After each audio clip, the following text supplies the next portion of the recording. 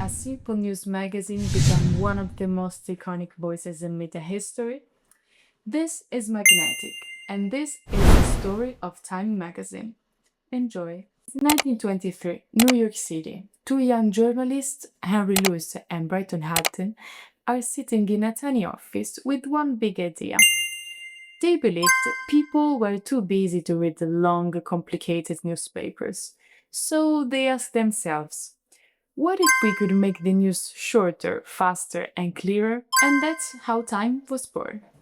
A magazine for readers who wanted to stay informed but didn't have much, well, time. Pretty revolutionary, right? Because in a way, they were doing what social media do today, taking huge amounts of information and turning them into short, digestible stories. Only they started doing it 100 years ago. From day one, Time had a purpose to bring order to the chaos of the world's news. Politics, culture, science, world events all were written in a voice that was direct, modern, and accessible. It made people feel like they could finally understand what was happening around them. Time was simplified without dumbing down. It created stories that helped the readers grasp not what just happened, but why it mattered. And that's still what powerful media do today. If something made the cover of Time, it was officially important. That trust gave the magazine cultural authority. Then came the genius design choice, the Built Breath Border. Introduced in 1927, it became the magazine's signature frame. So powerful that even without the logo, you know that you were looking at Time. Simple, striking, and iconic, it turned every cover into a statement, a picture frame for history itself. I have three Time magazine in my collection, and they perfectly show how the magazine has evolved while somehow staying the same.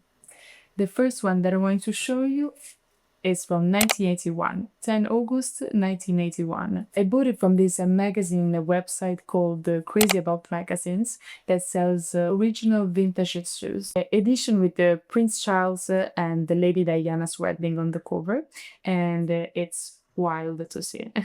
It costs only 75 cents and it's full of all the cigarettes ads, the totally vintage layouts. Flipping through it feels like stepping into a time capsule. There are all the original photos from the royal weddings, untouched and real. Crazy.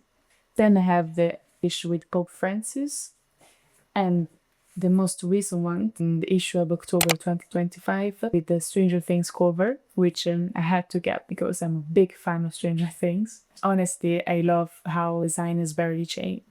The bold red border, the typography, the simplicity, even across 40 years, the Time cover still looks powerful, timeless, and instantly recognizable. Very important to mention is the future that changed Time forever. The year. It began in 1927 when Time named Charles Lindbergh the first man to fly solo across the Atlantic as its very first Man of the Year.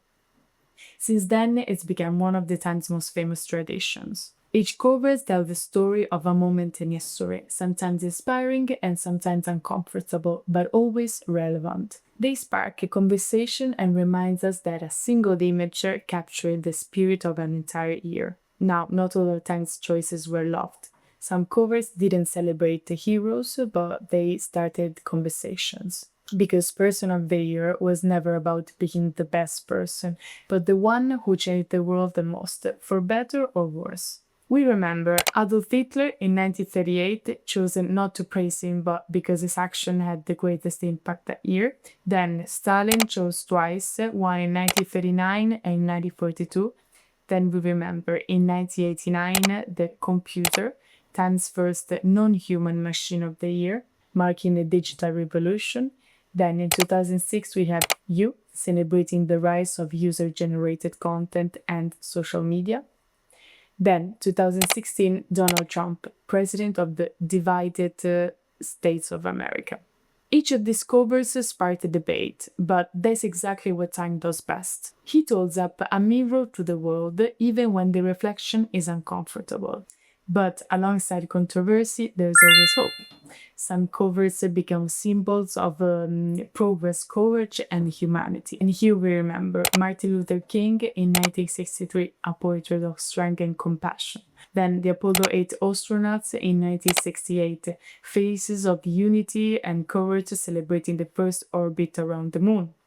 Then 1988, the planet Earth, Time's first planet of the year, calling for environmental awareness. Then 2003, The American Soldier, a human and emotional tribute to service and sacrifice. Greta Thunberg in 2018, the youngest ever person of the year. Then in 2022, Zelensky, the spirit of Ukraine. And there is the cover that became history itself. November 14, 2001 issue, after the 9/11 attacks. Over 3.3 million copies sold, featuring a hunting photo of the Twin Towers. A cover that went beyond documenting tragedy, it became part of our collective memory. You might wonder, who still reads Time magazine today, and does it still have the same influence it once had? Like many print magazines, Time faced a huge challenge when the digital era began. Readers moved online, attention spans shrank, social media changed everything, as we well know. But instead of disappearing, Time adapted. It transformed from a weekly print magazine into a multi-platform brand. The red border hasn't lost its power, it just moved to paper from pixels. While Time may not dominate the global conversation like it did in its golden years, its role has evolved. It's now a symbol of credibility in a world full of noise. A reminder that thoughtful journalism still matters, even in an age of algorithms. If you liked this episode and if you still believe that magazines still have a voice, leave a like, subscribe, and stay tuned.